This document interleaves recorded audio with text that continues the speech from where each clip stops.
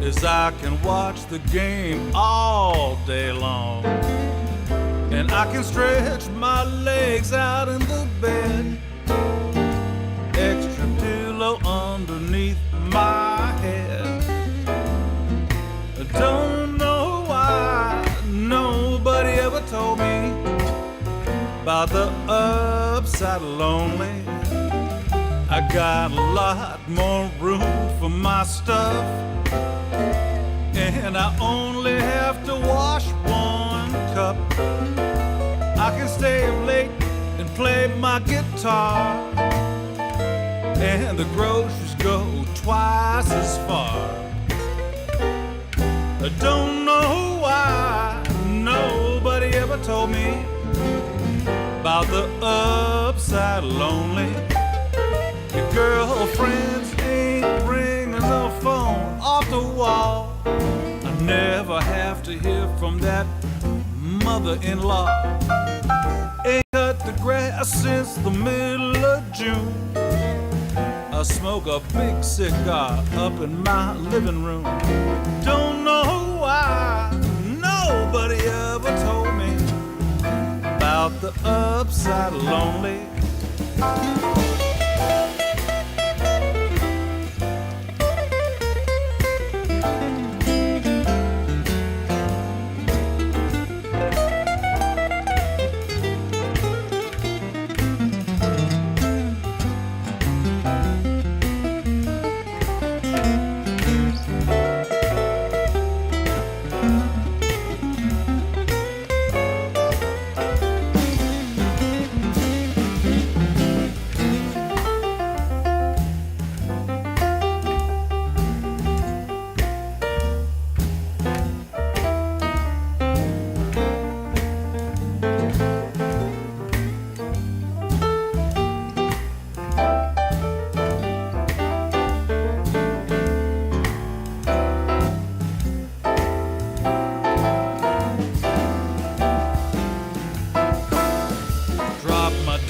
Clothes right on the floor, let the trash pile up right by the door.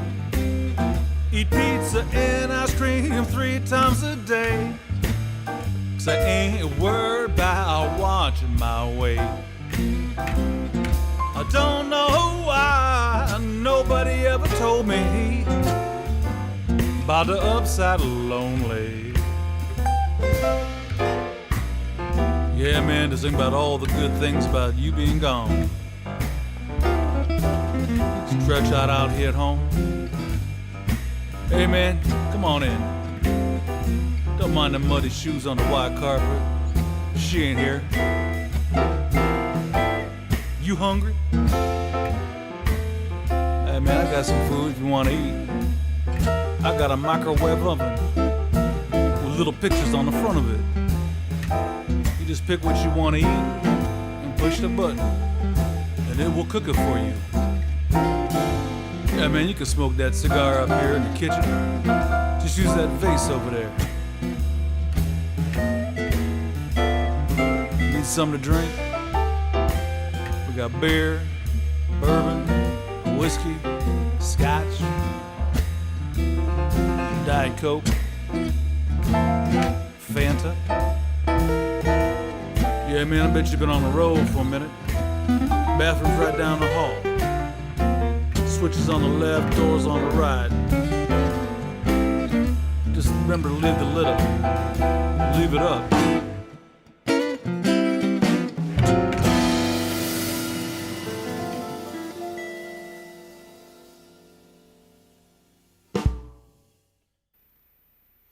Hey everybody, welcome to our show. It's Wednesday Night Live, YouTube. I'm your host, Brian Nova. We're glad to have you all joining us tonight. It is going to be a fun evening because we have with us as our very special guest, my dear friend, the legendary Dan Levitin will be joining us a little bit later. And who knows, we'll have all sorts of other guests that'll probably pop in and say hi. So it should be a really fun Wednesday night. So I thought I'd start out with a little bit of a Nat King Cole ditty called Just You, Just Me.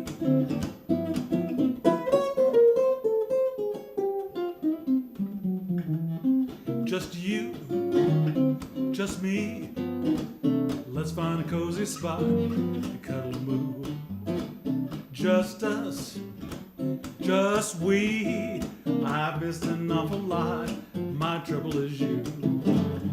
Well, gee, what are your charms for? What are my arms for? Use your imagination. Just you, just me. I'll tie a lover's knot round wonderful you.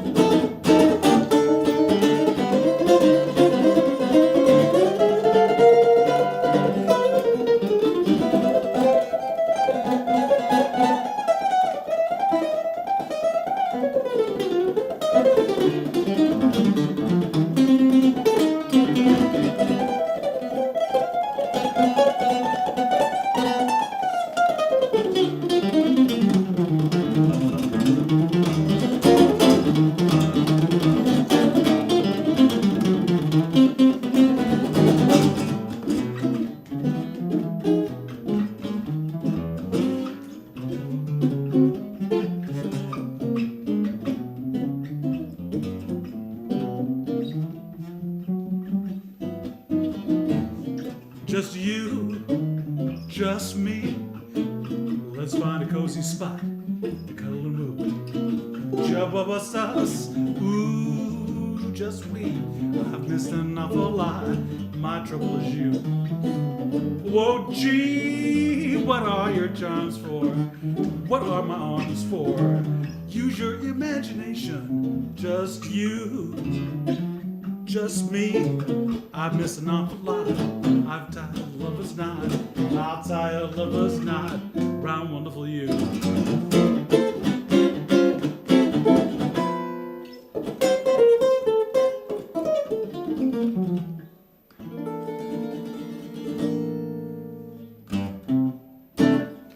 Oh my goodness, just you, just me.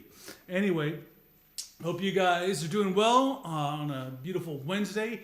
It has been a bit windy down here. In fact, it's so windy that there's hardly any leaves in trees out there left over, folks. Nothing but sand and dust everywhere you look. So we're lucky to be inside. Otherwise, we might be shooting this outside. We have a couple of thank yous and a couple of hellos to say out there. I want to say a big hi out to all our pals up in the Churchill room, up in the east side of the Seattle area.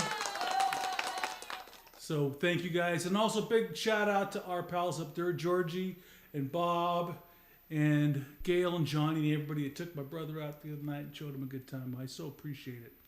Also big shout out to our pals at the Vertigo Club in Seattle as well. We know some of you guys are tuning in. It's great to have you.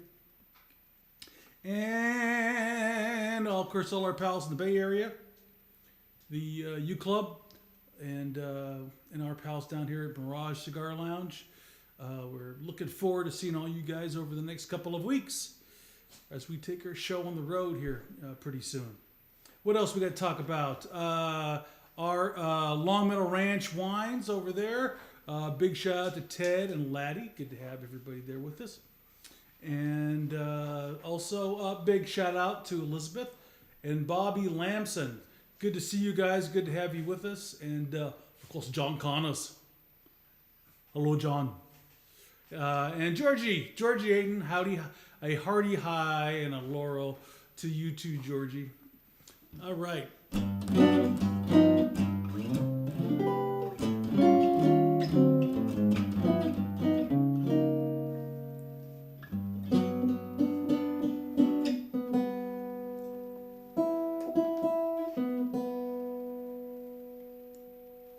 I bought it tuned, folks. I don't know what happened.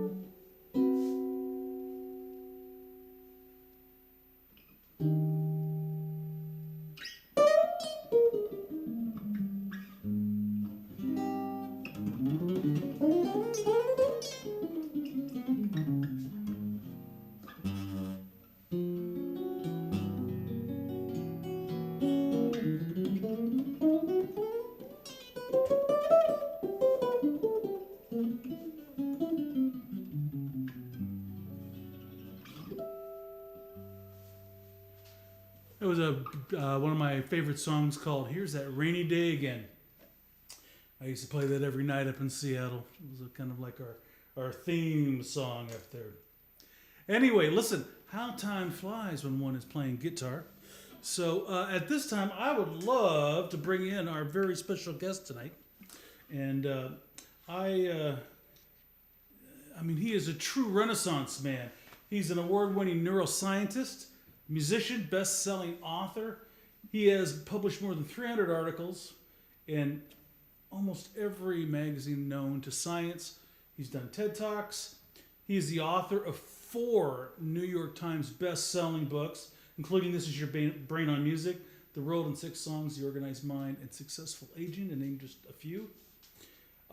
He has started he started a wonderful program, his own school, which we'll talk about, in the Bay Area. But even more than all that, he is a wonderful singer, songwriter, composer, and fantastic vocalist and musician. As a musician, he plays tenor, sax, guitar, sings some bass, and he's performed with Mel Tormé, David Byrne, Rosanne Cash, Sting. He even plays with one-named artists. Bobby McFerrin, Victor Wooten and Tom Scott, and yours truly, of course. Dan is also producing consultant on albums. In fact, if we could show our CD, Dan was the producer, executive producer on our latest CD, The Upside of Lonely there. Couldn't have done it without him, that's for sure. And he's also consulted on albums by artists including Stevie Wonder, Steely Dan, Joni Mitchell, and on the films of Good Will Hunting and Pulp Fiction. And he has been awarded 17 gold and platinum records in the interim during all that. So that's not enough. He's got a brand new CD coming out right now. We've got the cover right there, honey, if you can find it. It's called Sex and Math. And we're going to talk with Dan about that a little bit right now. So help me welcome back to the show, the one and only Dr. Dan Levitin. Danny, how are you? I'm on cloud 9. I mean, getting to listen to you play for 20 minutes, nothing better than that. Oh, dude, well. And what about that Upside of Lonely? That Gary Nicholson who wrote it, it's the little details in it, like the pictures of the food on the microwave. Yeah. The microwave's got pictures on it. And that was so fun to record, and you nailed it in the first take. Oh my gosh. Well, I think that was more out of panic than anything else, Dan. Hey, listen, by the way, we got some guys. Leo Vigil says hi. Hey. And Jimmy Vaughn's out there from Gotham City. Thanks, James. Chris Hoot. All kinds of guys out there. Yes. Anyway, so what's what with you in your world right now? I know you've got a new CD coming out, Sex and Math. I do. I'm excited about it. Right before the lockdown, I went out to Brooklyn. I have a friend named Leo Sidran, who's just a wonderful producer, Grammy-winning producer. And I guess you know the saying that a lawyer who represents himself as a fool for a client. I've heard that. So I figure a producer who produces himself has a fool for a client. So I hired a producer, and Leo's wonderful. He put a little band together. We did the whole album in 5 days, and it was fun for me to be on the other side of the glass. I bet. To be the center of attention. I mean, I didn't have to think about the engineering or the production or this or that. I could just be the singer and the writer. And I mean, we kind of, as you do, I mean, you have a bunch of great musicians. You talk over the arrangements and you figure out what you want. But as you and I were talking about just before the show, whatever ideas the songwriter has, Livingston Taylor makes this point, our pal Livingston. Whatever ideas the songwriter has that created the song in the first place, they're of course a product of that songwriter's imagination. Right. And all of us have limitations, Livingston says. You have limitations as a guitarist, as a singer, as a songwriter. And, you know, you have limitations as a producer and an arranger. He says, why add to the limitations you already have? Your production and arranging limitations, your engineering limitations. Get someone else in. That is And it so was, true. it's brilliant advice. Yeah, no kidding, no kidding. So, did you guys record this back east, or was it recorded here? Where did you guys? We recorded it in Brooklyn in 5 days. Wow. I came back and did overdubs at home for the vocals, and a little bit of sax and keyboard stuff overdubbed. Leo's a fantastic mixer too. And then, I was going to let Victor Wooten and I were going to tour to support it, but the lockdown happened, so I delayed release. I probably won't get to tour to support it, but I'll do. I'm going to try to release it in the next few weeks. I'm just working on the mastering and the cover art, and actually, I did do one show in January. I mean, like 3 weeks, I guess 6 weeks before the pandemic lockdown, January 2020. So the guys who recorded, I should mention it's Andy Hess on bass. You may know him from the Black Crowes or from Rosanne Cash. Leo Sidran, of course, is the drummer for Ben Sidran, his dad. And a guy named Tomek Mirnikowski, who is just a session guy in Brooklyn. And the week that we recorded the record, he got hired to be the pit guitarist for Hamilton. Oh, wow. So we all got together, and then Roger Rosenberg, Barry player from Steely Dan, formerly Barry player with Stan Kenton and with Chet Baker for many, many years, dropped by the club and sat in with us. No rehearsals, and just amazing. Oh man, it's fantastic. That's pretty cool. Hey, so can we play? I'm gonna play. So folks, we did a little rough sort of, I guess our band's, the trio and Dan's take on a couple of the tunes that Dan's written. And, it's so fascinating to hear. Again, we were talking about limitations. What you guys did with it, I love, but I never would have thought of it. I mean, you slowed the tempo down on the one tune. You got a completely different vibe on the other. It's wonderful. Well, we just imposed our limitations on it, and that's what ended up happening. Well, they don't sound like limitations to me. Well, listen. So we're this first song is "Now That You're Gone." Can you give us a little background on that one? Yeah. So I'll set this up. I started writing songs when I was 20, as many people do, and I never really played them for anybody until I met you and Andy and Terry and started playing them, and around the same time played them for Victor and for Joni Mitchell, and you guys all said, these are pretty good songs, and it made me think, well, I should probably. Actually, it wasn't my own idea. It was Joni. Joni said, these are pretty good songs. You should work a little harder on them. They're not quite there yet, and she said, you don't have to listen to me. I have very high standards, but she says, I think you should be more deliberate about it. So I had all these songs going back to when I was 20, and I just started pulling them out and working for sometimes months at a time on one to get it better, with Joni's advice about how to do that. And then, you guys and Victor were just, very supportive and wanted to play them with me and wanted to play them more as they got better. And in the process of revisiting all these old tunes, I wrote a bunch of new ones. So this song I wrote in 1996, having just met this wonderful Belgian woman. We had been dating for a few months. We had visited each other, and I was living in Palo Alto in a little cracker box house, as you do. Sure. Yeah. And it was just, she was gone. She was gone. I wanted to write her a song, and I had this Led Zeppelin lick in my head from Over the Hills and Far Away. And I sort of twisted that around. Hopefully it's not noticeable. No, I didn't notice it. So, anyway, we're gonna play it for you right now. It's called "Now She's Gone." Now that you were gone. Now that you were gone. Good. I was hoping that you'd correct me on that because I knew there was something missing. Now that you have gone, Dan Levitin. Check it out. Here we go. 1, 2.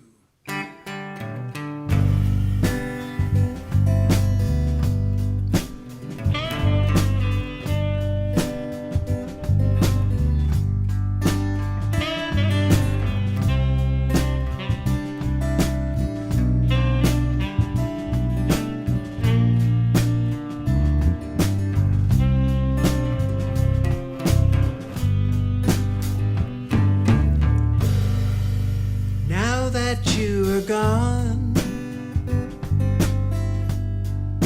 and I'm here all alone, wondering what you're doing now, the why and how. Are you crying too? I see your clothes of lace, remembering your face. Walk down through these empty halls, the lifeless walls call out for you. And if I only had an hour left to live, an hour left to live, I'd spend it in your arms tonight, by candlelight, and drift away. Hold back hands of time, our bodies and our minds, in one eternal day. The sky is crying too. I don't know what to do. This city fell in love with you, as I did too. I need you so. I feel you in my bed, your voice inside my head. I see you drinking tea, the red thyme leaves my honeybee. And if I only final thing to give, I'd spend it in your arms. I would feel something good, then slip away. We'd hold the sands of time, our bodies and our minds, in one eternal day. Hold the hands of time, our bodies and our minds, in one eternal day.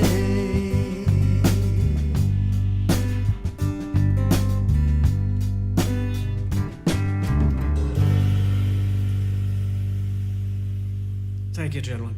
That was beautiful.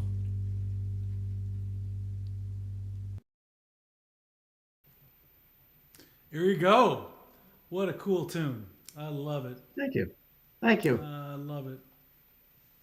Well, she must have been one little special Belgian gal. I married her. Yeah. I love it. But then I didn't. But Then I unmarried her. Gotcha. Actually, she unmarried me. I'm kind of hard to live with, Brian. Yeah. It's all right. I know the feeling. Elizabeth Lansom says that Joni was right. You got it. Yeah, I love it. Hey, listen, we're going to bring on to our little soiree here Mr. Terry Miller. Oh, Wonderful. remember him. Miller. Miller. Nice. Hey Dan, did Brian give you the memo that you have to have an upright bass in your backdrop? No, and I don't have an upright bass to put there. Yeah, come on, Dan. I'll send Gotta one get right with it. over. Yeah. Terry's got some. I do. I did. I think I told you. I just got a fretless. Oh, you did? What'd you get? Yeah. Well, I had done a little bit of work for Fender, and we worked out a deal where I got like a walk through the catalog. Wow. So I Nice. got a Fender fretless jazz bass. Nice. I got one of those too, an old pre-CBS one. I love that thing. So that means you don't need your BX1 anymore, and you'll lend that to me, right? I love the BX1. You know, Randy Jackson bought it for me Oh, I know. Oh man, I want that bass so bad. when he was just let on me know tour when in you're not- Japan with. When he was on tour when in are you gonna be- Japan when with are you gonna be Byrne. gone? I'll buy you one for your birthday. Okay, done. Deal. Nice to see you. Why man. do you tell us? You have a lot of basses, and you can make them all sing. Why do you like the BX1? Maybe you I should like tell the everybody action. what a BX1 is. It's the Yamaha Bx1. I think they only made it for a few years. It wasn't a huge seller, but it's off the Steinberger design, meaning it doesn't have the tuning, pegs at the top. You tune it at the bottom with these little kind of roller scrolly things. No headstock. And- Right. But it's just real balanced, and unlike the Steinberger, you need to kind of attach that. There's sort of a leg mount thing on it, so you can sit and play the thing. And the BX1, you don't need to do that because it kind of has a little extra hunk of arm. Better balanced. Yeah. It's much better balanced, and also it's not made out of graphite composite. It's made out of wood, so it's got that little extra push, that little extra pump. So it's just a great bass, man. I had one years ago, and I can't remember what happened to it. So because I And was it's drinking light. back. It's light also. It doesn't hurt your back. Oh man, it's wonderful, and you can fly with it. It'll fit in the bin. I mean, yeah, a lot of pluses. Is So- it one of those Well, those basses that are guitars that kind of like see through? They're just a frame of itself. Well, I'll go to No. the other room and get it so you can see it. Okay. Yamaha makes Talk a guitar amongst that yourselves. we'll talk amongst ourselves. Oh man, you could have done that during a video, but oh well. Oh yeah, well that's okay. We'll just. Hey, where's Ellington? Where is Ellington? Ellington, come here. He's running around here I wanna see somewhere. that. He's Where's kind of that cutie? pouty. He's kind of pouty. Come here, he's Ellington. out. Yeah. Anytime Dad's in the driver's seat, he's pouty. Come here. Come here. Uncle Terry wants to see you.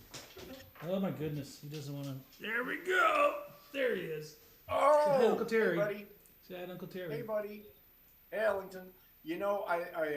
I've listened to Dan's CD quite a few times, and Yeah? there's one song on there that I just love this tune called Answers. Man, just great song. So that's the BX1. Oh wow. Yeah, neat bass. That's the one that Dan's going to give me for my birthday. He's not responding. He's not. I don't think he can hear us. Good.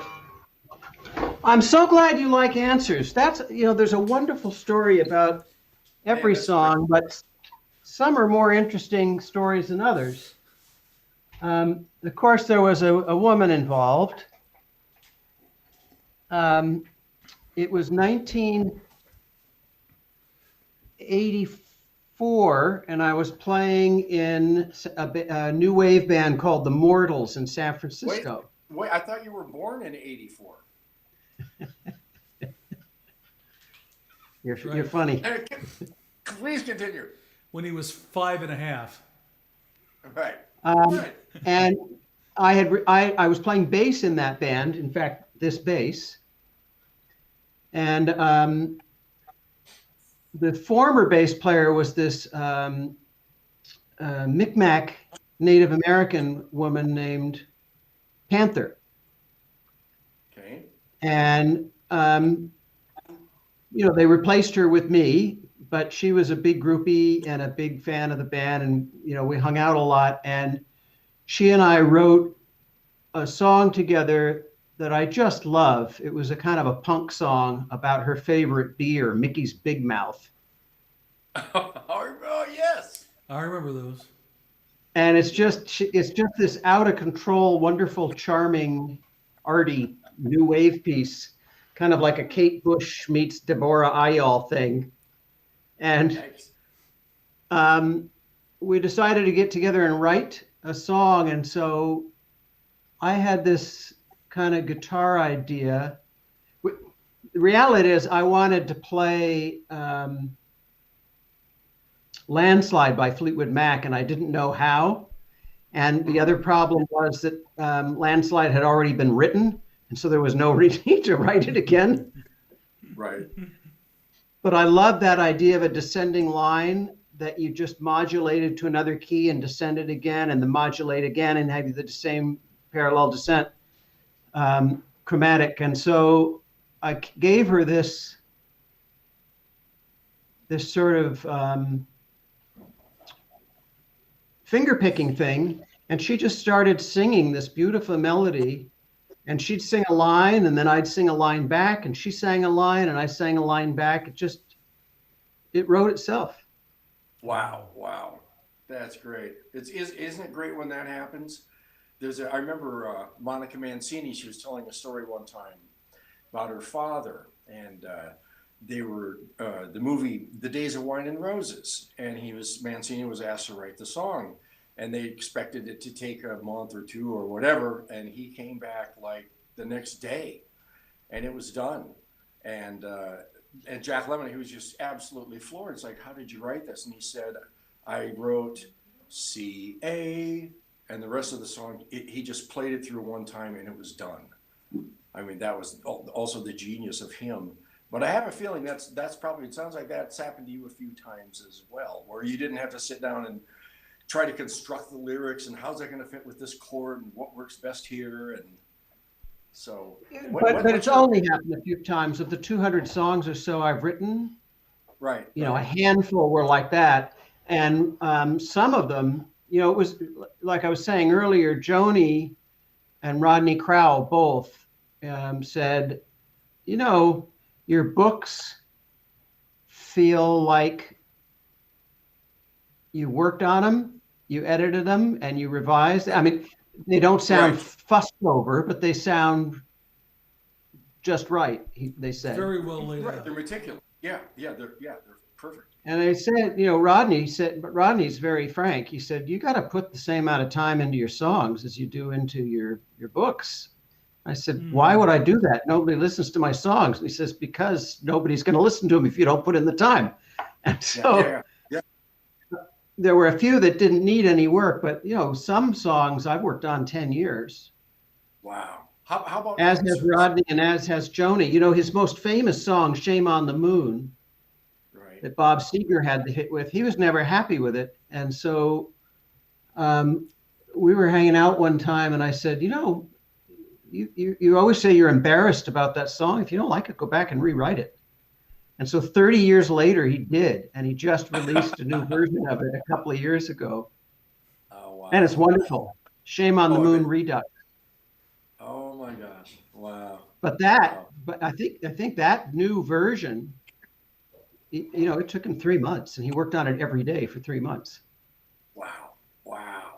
Yeah, I don't know if I've ever worked on a song that hard, but the time, a lot of times for me, if I work on something, I get too close to it. Sometimes I'll need to get away from it for a month and then hear it. And it's like, okay, there's the part I needed in the bridge. Or that's where the direction should go now. Or, I mean, the hardest part for me, which comes so easy to you, are lyrics. Mine all sound like bad limericks or, Oh, they do not come easy to me, my friend. They are painful.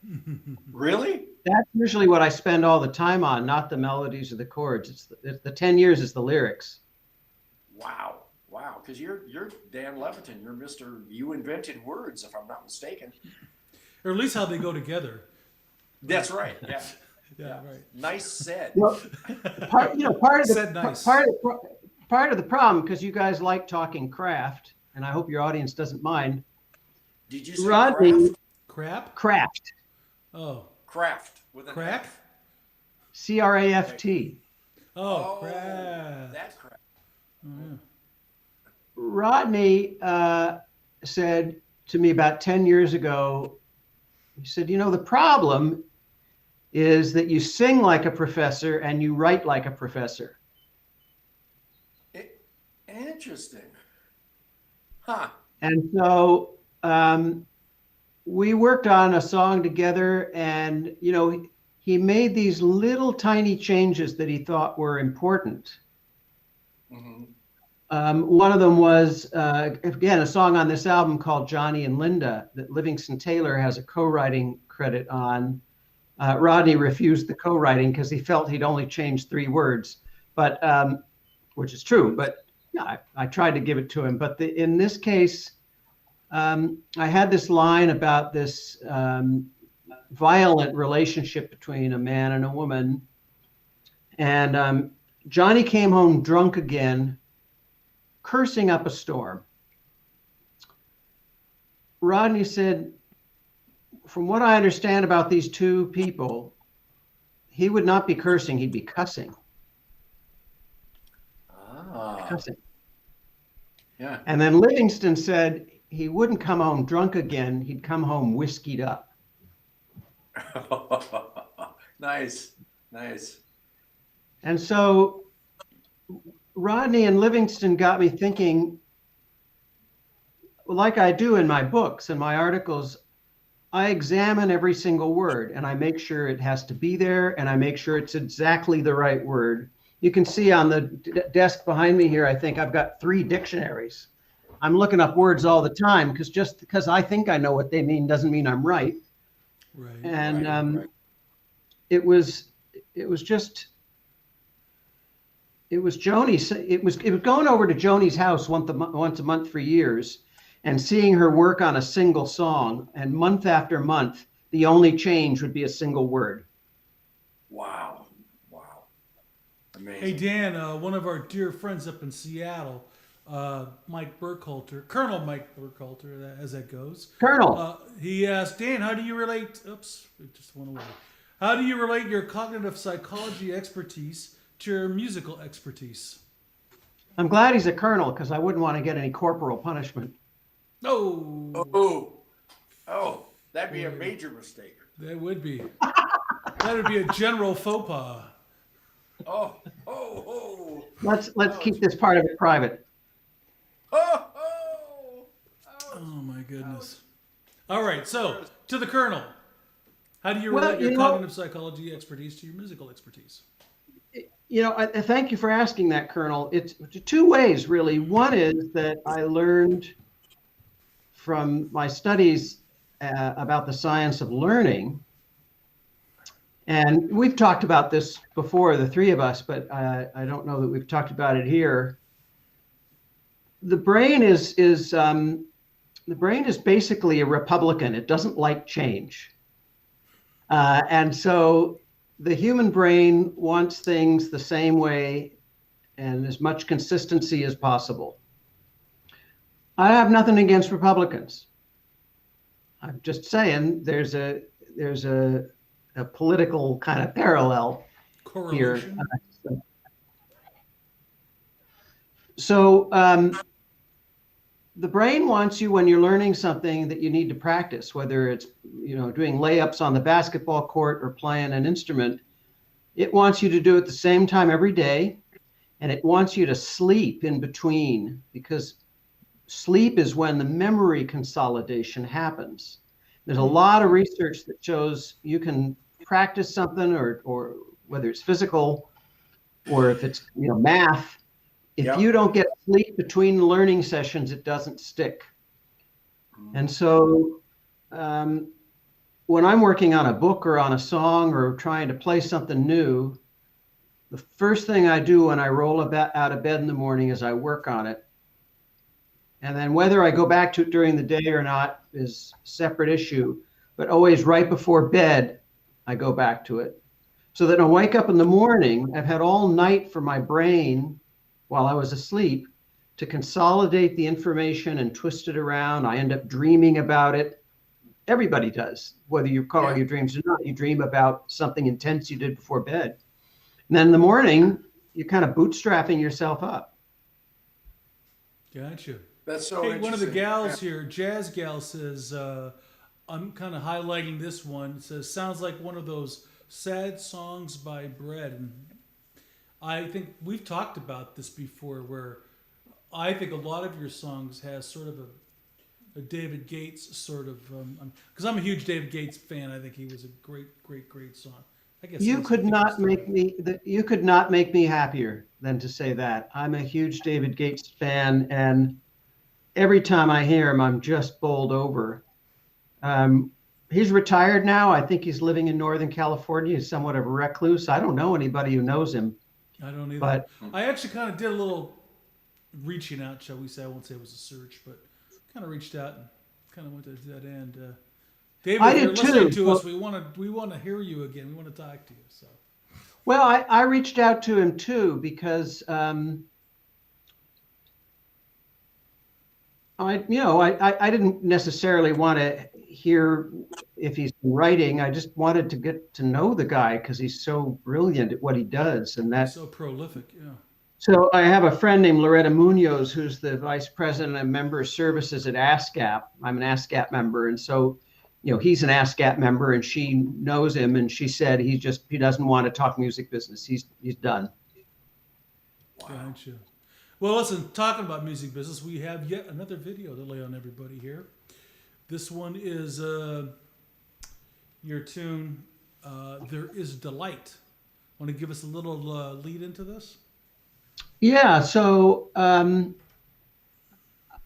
most of my songs, I'd say, are my attempt to write something that's, a pop song-ish or a folk song-ish, country, I don't know what you call it, Americana, but I mean something that's catchy, but that uses unusual chords. So I use a lot of flat 3 major, flat 6 major, stuff that and the trick that I learned from, that I learned from the Beatles is that if you write the right melody, nobody notices that the chords are weird, that they're non-diatonic, that they're not part of the standard progression, because the melody guides the ear, and the bass line guides the ear. And so you can get away with a lot of this stuff that you're not supposed to do. And so, on the other hand, though, the 2 songs that we did together for tonight, there's nothing exotic about them at all. They're straight ahead diatonic. And in this case, I just wanted to write a minor blues. I had found this compelling rhythm. I love the minor blues. I wanted to figure out a way to make it not sound cliche and not sound like a minor blues. And I was going to visit the Dalai Lama in India to interview him for my book on aging. And so I immersed myself in his teachings, and I started reading about, he's written 125 books. I only had time to read a few, but I wrote There Is Delight, thinking of him because he seems to find delight and joy in everything. One of his recent books is Book of Joy that he co-wrote with Desmond Tutu. But I got stuck and I couldn't finish it. And then once I got to the Himalayas and met him, that very afternoon, I came up with the chorus, and then everything just fell together. Wow. What a great story. So here's Dan's tune being played by, of course, yours truly with Terry and Andy on the rhythm section. It's called There Is Delight. Check it out. Here we go. 1, 2.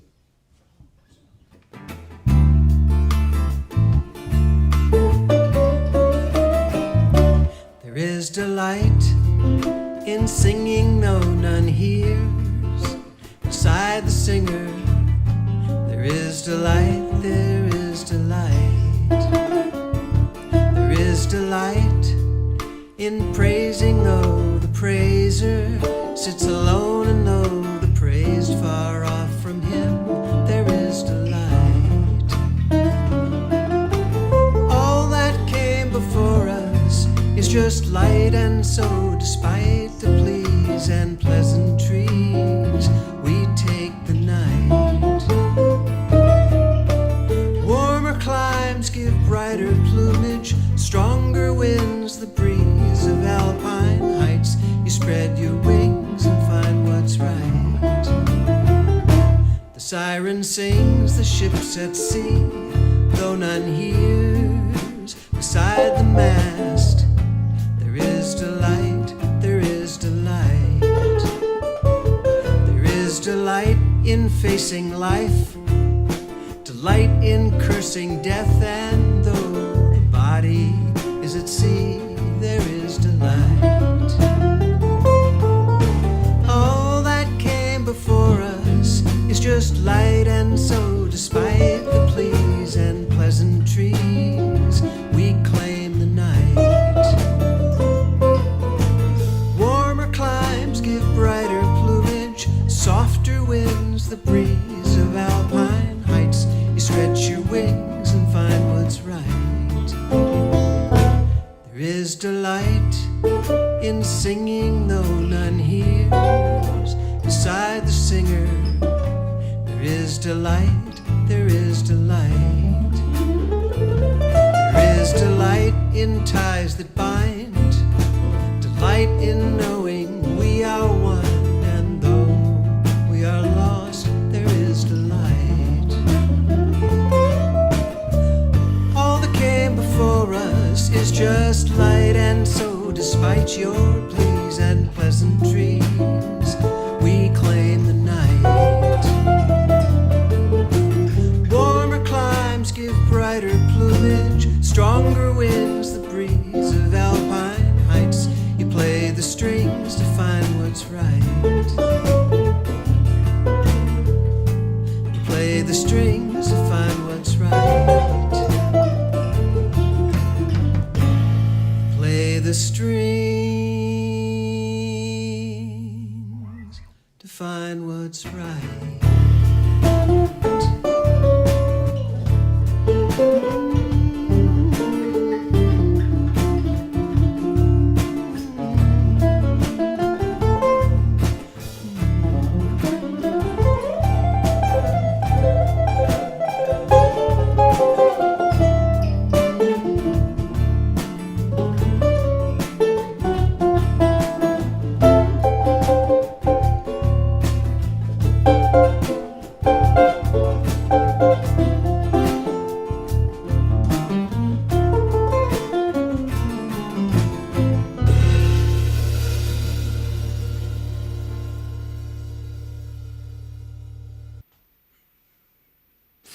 All right. Where'd the guys go? There they are. It is so wonderful to hear you guys playing my tunes. I can't tell you what it means to me.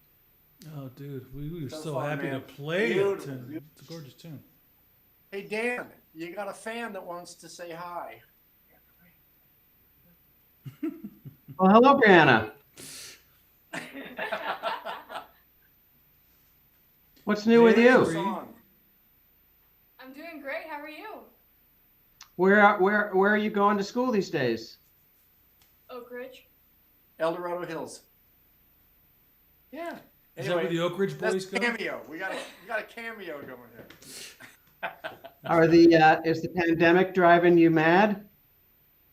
Oh, yeah.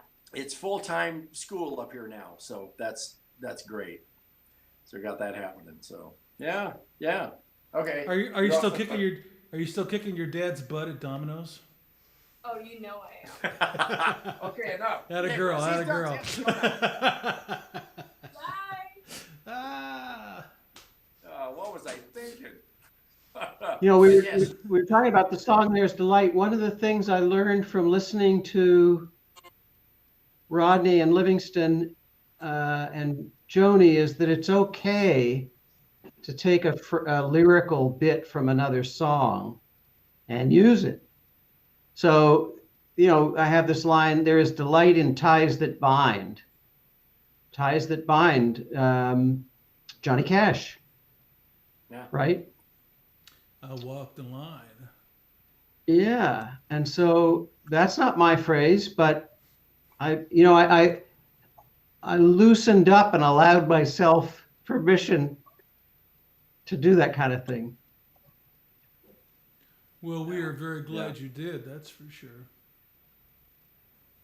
Yeah. In Easy to fact, get caught up. Elizabeth says everyone who has spent time with the Dalai Lama seems to be more connected to the profound. He's an there amazing you go. guy. There was a lot of laughter when we were together. He's a real prankster. He Really? he's just. I'll give you just one example. As I'm about to leave, he says, "Oh, wait a minute." He says, "I want to give you something." And he pulls back this curtain that's been covering up a kind of a bookshelf thing that otherwise would be open. And it's filled with, I don't know what else to call it, tchotchkes, little like souvenir-y things.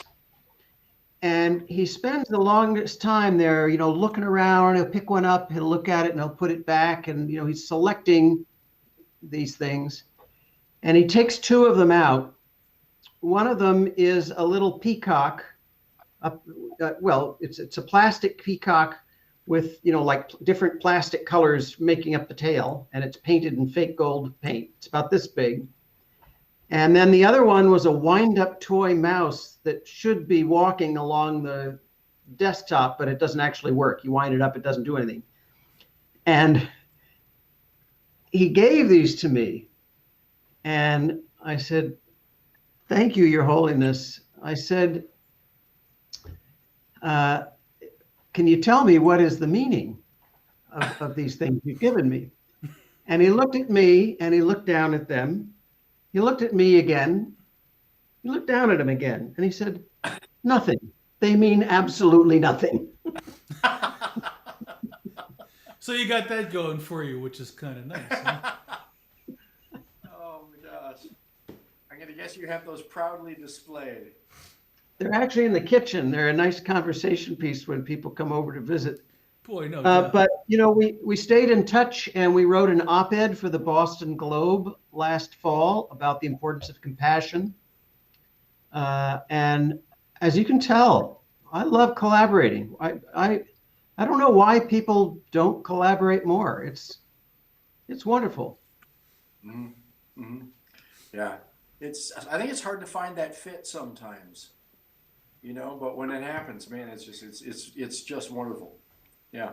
Well, I wanted to ask you guys, because you two, you're like professional fitter-inners. I mean, I've never heard anybody say it was difficult to play with you or it was effortful.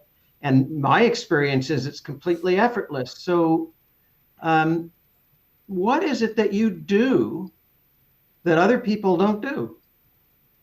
Well, for myself, my job, I feel, is just being a support player, trying to blend in. When I'm playing, I do everything I can possibly do to stick my ego in my back pocket and try to make whoever I'm playing with, or especially whoever's carrying the thing up front, they're carrying the load, man. My job is to create that super highway and make them sound as good as I can. But my approach is not, "Hey, check out this bass line," but what can I play that will make the entire song sound the best? Rather than, it's like, "Oh, hey, you hear that bass lick?" Or, "Oh gosh, what was that piano part?" Or, just, going for that one sound, but, definitely keeping the focus, like in this case, if you're singing, on you, how do I keep out of the way? But how can I also support you? So, But for me, it's not. it's listening. It's listening mainly. So. It's not just keeping out of the way, though. You're being too modest, I think, because keeping out of the way would be like super simple parts. And some of the stuff you play is beautiful enough to stand on its own. Well, thank you. I can say for Terry, I think one of the things, there's a very select few musicians that I feel what's the word? Effortless playing with.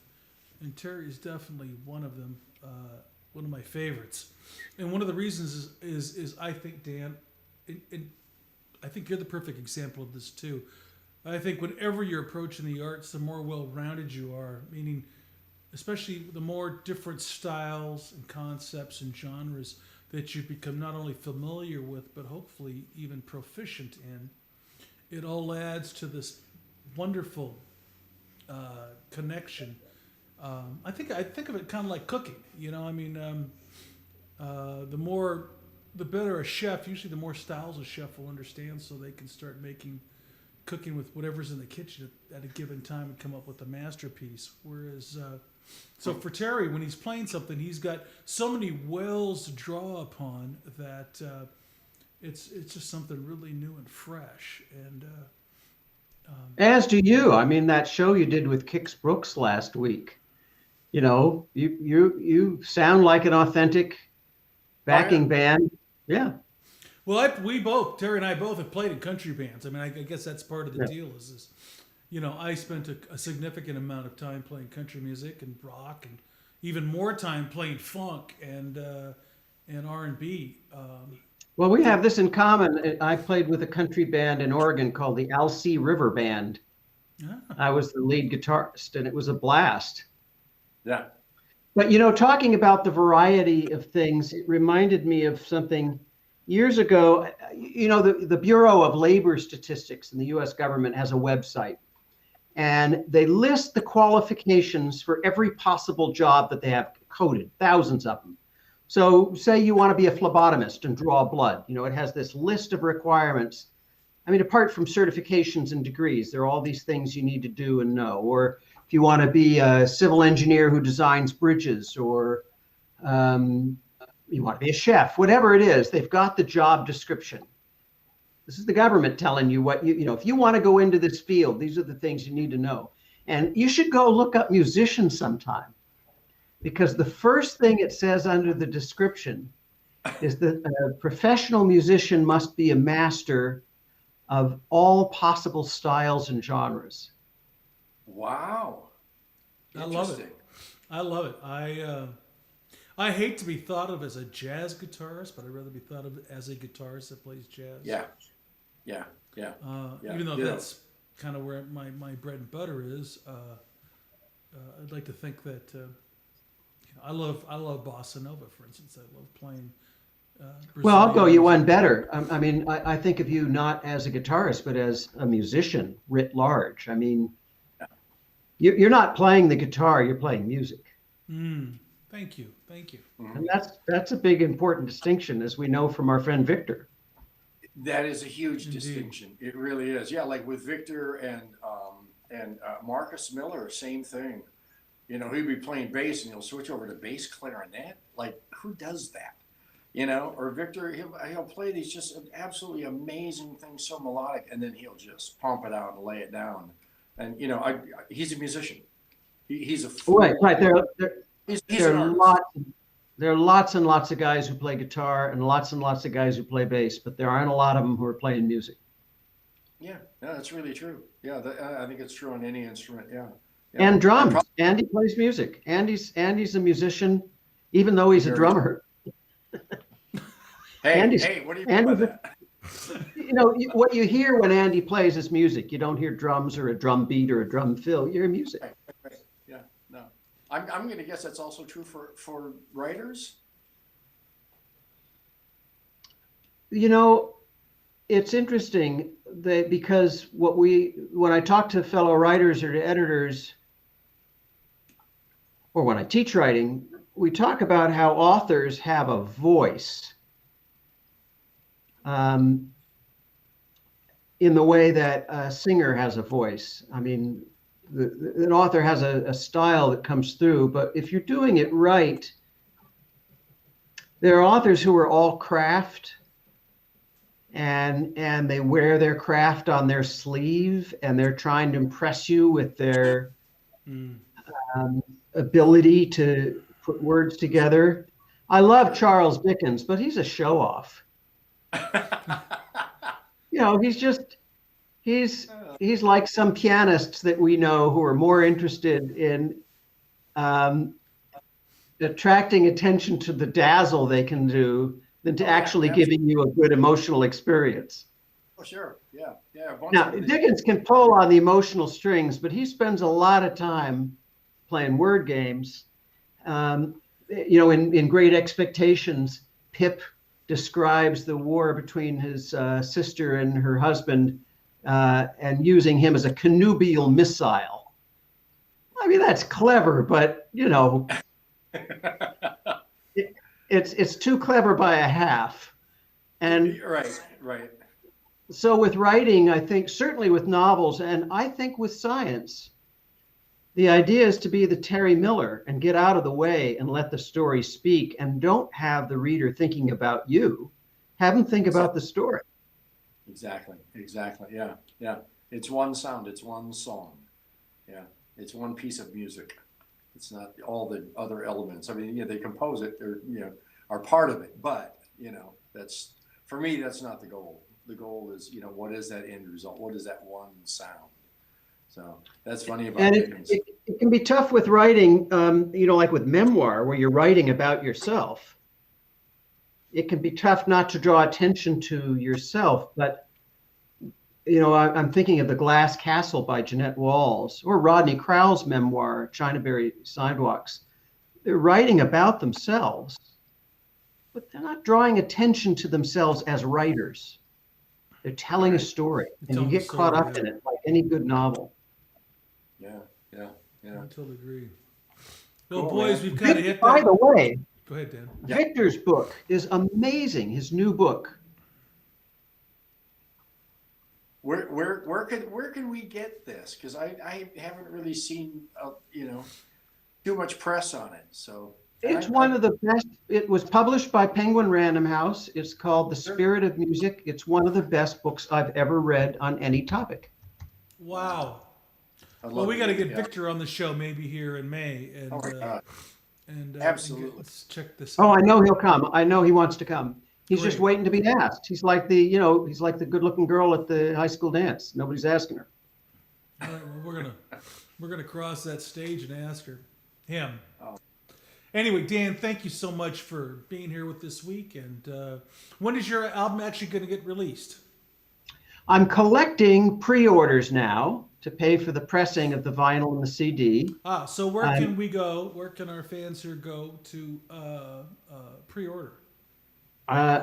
If you put up the artwork, there's the link there, and I'll say it here also. But for your audience only, yeah, there it is. PayPal.me, Daniel Levitin, or send money to Venmo, Daniel J. Levitin. It's really the honor system. Send what you want. But if you send $20 for the CD, I'll throw in a signed copy of one of my books. If you send $25 for the vinyl, same thing. But if you send the money, be sure you include your address and tell me whether it's CD or vinyl. Wonderful. You pressed this vinyl. I'm going to. This is not the exact cover. It's sort of a preliminary cover. I'm working on the art right now. But you are. They're still cutting back the trees. Wow. What's the cost for the vinyl? Because I know they don't print those for free. No, it's going to cost me about $2,800 plus the mastering, which will be another $2,000. Sure. How many? But I wanted to do it because I love vinyl, and I know from my readers, the people who have read my books, they want to have something they can hold in their hands. Yep. Absolutely. Yeah. Oh man, that's fantastic. Okay. All right, everybody. So go out there and check out Dan's new book and any one of his books and his new record, Sex and Math, and you can get a signed copy from the man himself. Dan, thank you so much for joining us tonight and for sharing your music with us. We so appreciate it. Thank you for sharing my music with your music. Our pleasure. Terry, thank you much, brother. Been a fun evening. Always. We'll check back with you guys soon. So listen, next week we have with us A couple of surprise guests are going to join us, but also we had a huge loss this week. The great Jim DiGiulio passed away, one of my dear friends and a legendary bassist. So we're going to do a nice little memorial tribute for him next week. It'll be part of our show. So make sure you check it out next week. Big thanks out to Sony, of course, for running the board and keeping everything moving and flowing here. And big thanks to Ellington the Wonder Dog. And also a big shout out. Come here, Ellington. Come here. He's already mad. And big shout out to Dan and Terry and Andy Fraga for joining us. Hope you guys stay well. Hope everybody stays cool this week. And remember, things get you down, things are looking a little dark. Remember just to keep it swinging.